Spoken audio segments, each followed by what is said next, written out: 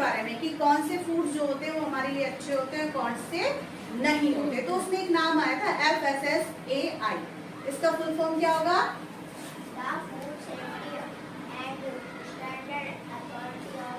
India. मतलब यहाँ पे क्या है? The food safety and standard authority of India. मतलब भारत सरकार ने क्या किया है?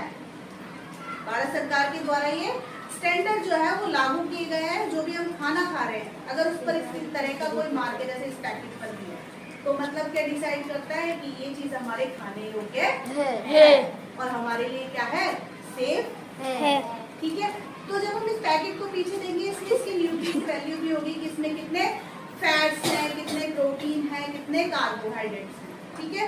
अब हमने भी चैप्टर में भी पढ़ा था कि अगर हमने दो चीजों को कंपेयर किया, जैसे कि हमने किसको किया? चने को किया और किसको किया?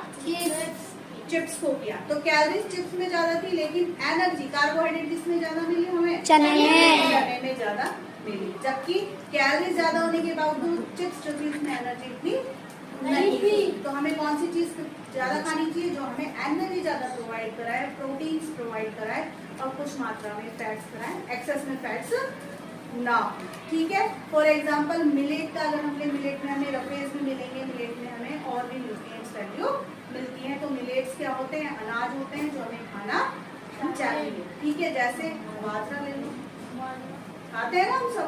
तो ये सारी चीजें क्या होती है? इनसे हमें न्यूट्रिएंट मिलते हैं। कौन कौन से न्यूट्रिएंट मिलते हैं? Carbohydrate, protein, fats, mineral, water भी हमारे लिए बहुत जरूरी है। तो ये सब चीजें, विटामिन भी होते हैं फ्रूट्स में।